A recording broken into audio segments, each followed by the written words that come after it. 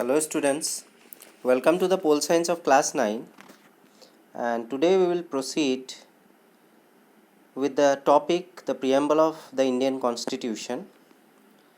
So in the previous class we had read up to Democratic Republic, that is the elaboration part we had read from We the People of India. Then we had learned about sovereign, then socialist, secular, after that democratic and republic. Now today we will proceed from the point justice, that means justice in the form of social, economic and political what it is, followed by liberty of thought, expression, belief, faith and worship, then equality, and lastly we will understand about fraternity. Clear? So let us proceed then.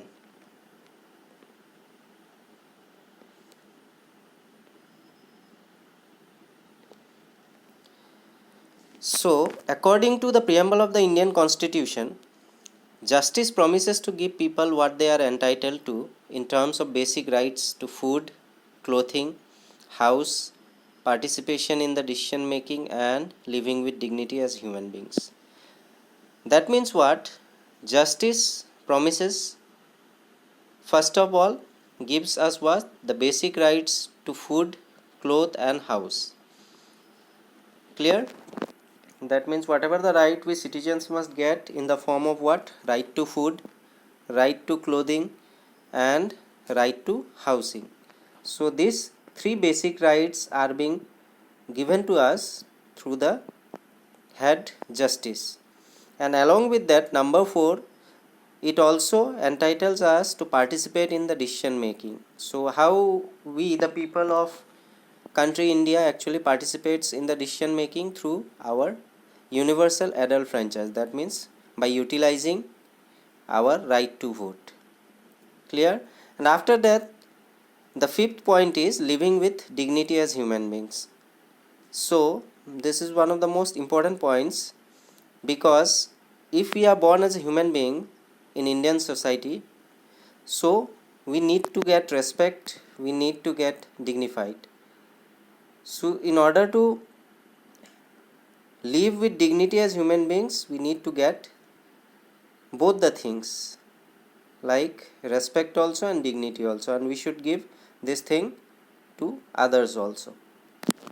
Clear? So overall you can say that justice entitles to food, clothing and housing. Apart from that, it also entitles us to participate in the decision making, and last but not the least, it also entitles us to live with dignity as human beings.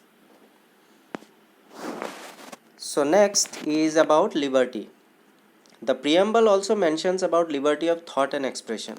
This freedom have been guaranteed in the constitution through the fundamental rights.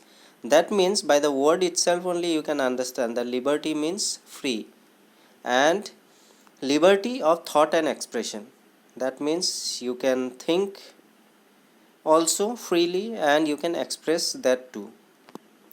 Clear? But while giving your thought and expressing it, just remember that it should not hurt anyone's sentiment. So believing that in mind, you should be free to think and express. So what are these actually? These freedoms have been guaranteed in the constitution through the fundamental rights, and whatever the liberty of thought and expression is there, you can say that it is actually given to us through the constitution in the form of what? Fundamental rights. After that comes equality. Equality means all citizens of India should be treated equally and extended equal protection of law without any discrimination based on caste, creed, birth, religion, etc. That means by the word itself only you can understand that equality means to treat equally, be it rich or poor, be it male or female. So all citizens of India should be treated equally and extended equal protection of law. That means other than treating equal, they should also be given equality in terms of what? Law. In the eyes of law, everyone is equal. So, and this can be done without, or this should be done without any discrimination based on caste, creed, birth, religion, etc. That means all citizens of India should be treated equally before law, and any person belonging to, suppose, different caste, different creed, or from birth, or he or she belongs to different religions, so that particular group of people or that particular individual should not be discriminated based on this. That means caste, creed, birth and religion is secondary, but all people should be given the equality and protection of law also. Clear? Irrespective of their caste or religion. So, moving on to the next point, that is fraternity. In the background of India's multilingual, multicultural and multi-religious society, and keeping in view the partition of the country, the framers of the constitution was very much concerned about the unity and integrity of our newly independent country. That means, while framing the constitution, the framers can be related to whom? Who formed, and or you can say that who were actually very much responsible for giving us this constitution. So they knew about three things related to India. While making the constitution, three things was very much clear in their mind. The one was that India has many languages, India has many cultures, and last but not the least, India has many religions. So keeping all this in mind, they had to prepare, because a people belonging to Hindu or either Islam or either Christian, all irrespective of their caste or religion should be treated equally. That was in the mind of the framers of the constitution. And also along with that, the partition of the country was also there. That point was also there, apart from having different languages, different cultures and different religions. There was a need for harmonious coexistence among various religions, that is linguistic, culture and economic groups. So while the framers were about to bring the constitution, they were looking at the various aspects of the Indian society, especially, be it different religions, be it many languages, be it different cultures or economic groups. So inclusion of phrases like dignity of individuals, fraternity among people and unity and integrity of the nation in the preamble highlights such a need. So in order to make that constitution more equal based, what they did, they included words like dignity of individuals. Now if we tell about dignity of individuals, that is not from any particular religion or caste. Suppose if I tell about dignity of individuals, that individual can be Hindu also, that can be Muslim also, that can be Christian also, or can be Sikh also. So this actually denotes what? This actually denotes equality according to the constitution. Then after that, fraternity among people. Clear? That means they should live in a harmonious way, happily, keeping besides all their culture and religion. Clear? And unity and integrity of the nation in the preamble highlights such a need. And last but not the least, India is such a large country with various religions, languages and culture. So based on that only, the constitution provides us what? They provide us the unity and integrity of the nation, which is very much clearly highlighted in the preamble of our constitution. Clear? So fraternity can be like living with every group of people irrespective of their caste, language or religion, making it harmonious and also maintaining unity and integrity. So in order to understand preamble, we have earlier read about we the people having solemnly resolved to constitute India into a sovereign, socialist, secular, democratic republic and to secure all its citizens. Now today we have learned about justice, equality, fraternity, liberty. So following are the values mentioned in the preamble. That means what are the values that we read?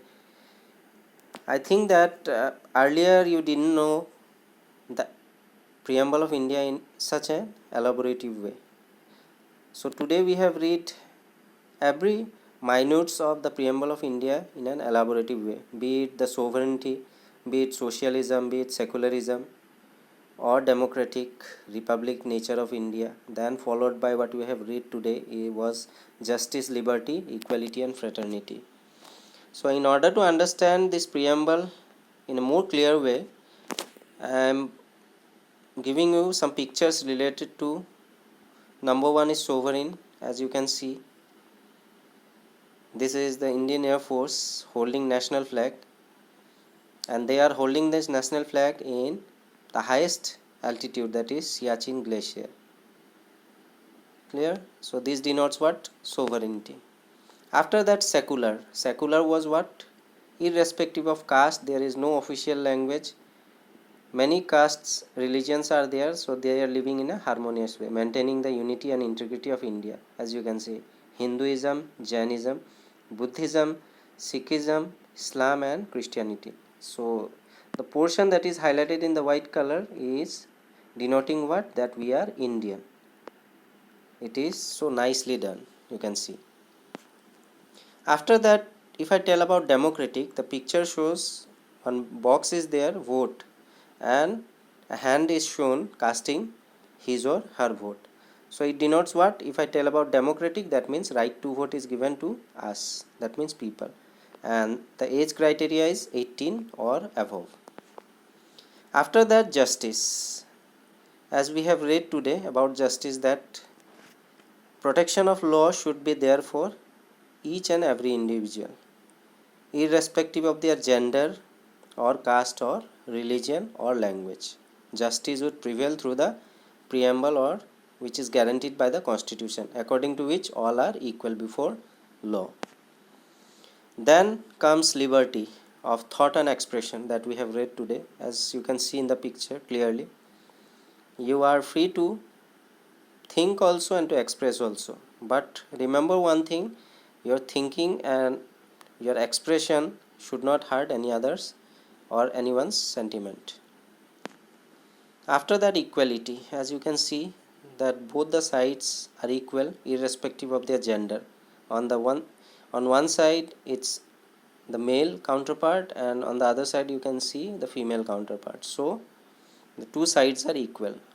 In order to make you understand more clearly, this picture is given.